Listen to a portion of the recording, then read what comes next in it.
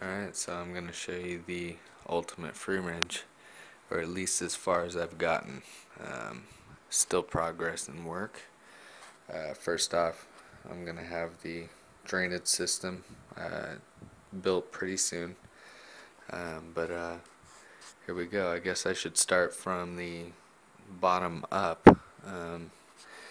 So first off, I have it sitting on Home Depot tile. I have it on a towel basically that I change out and stuff. I can lift the tree and change it all out or whatever. It doesn't get very damp. I do my mister for 18 seconds at a time so the bottom doesn't get too bad. The bottom of the pot has river rocks. That way the chameleons don't eat any of the soil. It can cause impaction, things like that. And it just gives it a clean look anyway.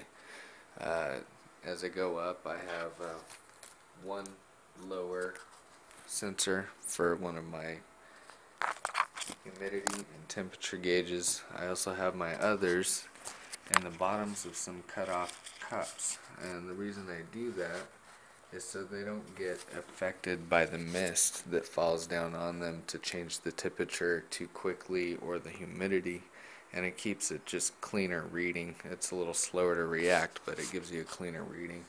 The tree, by the way, is a Ficus Benjamina. It is 30 years old. I got it from my mother from her plant shop before I was actually born. It was made from a clone that was actually, I think, 3 or 4 days from when I was born. However, the rest, the wiring that goes up through the back is taped to the corner, and it goes up with my Mist King. There's 3 nozzles that I have right now. I'm gonna actually add a few. There's also the wiring for the lighting.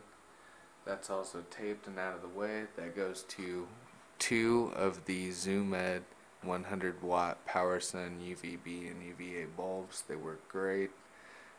They put out a really good amount of UVB with the heat as well. It's not too much for a large free range like this. Basically, I have Exoterra vines. I zip tie them with black zip ties. Kind of see if you look close.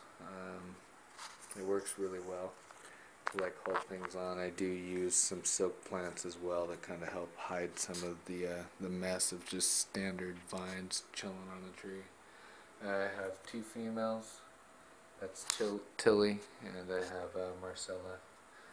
And then I also have my male, Jixer. And he's hanging out. He's getting ready to go to bed. I also use a dripper that starts up in the morning. And the way I catch the extra drops is with a small bucket down here at the bottom.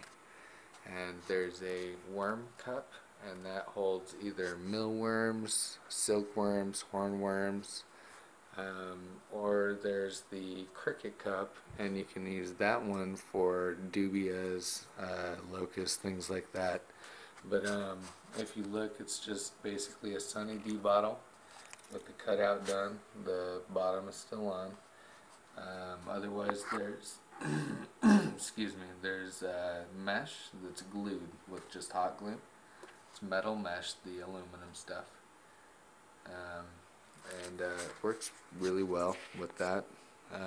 They also have access to a full window, so they do have full UVB. So I can open this and they can climb right over to it and go right down inside there, and they can chill. And the male usually chills at the top, female's usually down at this lower wire that's right there. You can't really see it. There it is. And basically the wiring I'll show you for the Mist King. And for the lighting, lighting goes down here to its timer. Mist King wiring goes all the way around my amp and goes around the TV into here. Goes around my setup, which is a digging bucket with a webcam. That way you can watch your chameleons, things like that. I have mine set up to the PlayStation so I can watch it through the TV. It makes it a lot easier.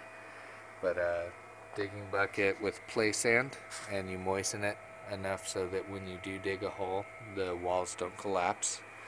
I just use a small light in there. It's a 20 watt, so all it does is put out light. There's no heat because you don't want them overheating while they're in there. I have mealworms in here. It's a mix of glycerin and wheat with bran and oat bran and honey. And you mix that up and throw in some wax paper cuttings. Have the top cut, and they'll sit there and breed and do their thing. I have my praying mantis, violin mantis, my scorpions. You can't see them, they're really tiny. Breed crickets. A bunch of little guys in here. I have my big females, and then they lay into these, which is a mix of play sand and some Rapashi super hatch. The super hatch, see, some of it's dry. It just tells you need to spray it more because you got to keep it really wet. They like to dig in really wet, almost muddy conditions. There's a heat pad that they sit onto, just a human heat pad, and I put it on medium. It keeps a good temperature going throughout the whole bin. There is the crickets. These are all the babies that are produced, and they turn into full size. I feed off the full size and throw them into the cricket cups that are up there. And I also have Dubia Roaches that are also breeding. I've already gotten a small batch out of them. There's a couple babies running around. And they're actually really easy. My mix is bug burger, greens, carrots, sweet potatoes, regular potatoes. If you notice the difference too of how they eat, Dubias are a lot cheaper to actually breed. They really are the best feeder. I can say that they really are, because look how much food you go through. This is 1 week. And this is the stuff I use for the chameleons. I use the Sticky Tongues Farms, and I guess it tastes really good too for them because it has the berry flavor. But I use the vitamins and minerals once a month with my D3 mix and my standard calcium mix every feeding. And there's also the bug burger that I use. You cook that like 3 or 4 tablespoons with like a little bit of water, mix it up in a cup, microwave for 30 seconds, stir it, throw it into the fridge, wait like a little bit, and it comes out as a weird little patty, and it works. And then here's my dry mix, and I switch my dry mixes out. This will be switched out once this is gone. I'll change that out to something else, some type of different, like maybe cricket crack or something. You always switch stuff out.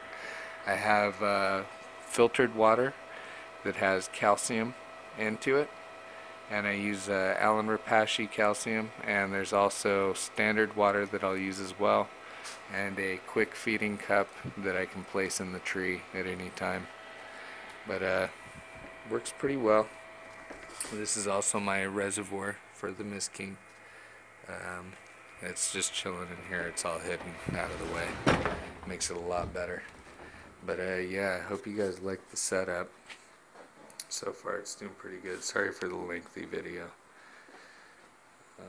Hope you like it though.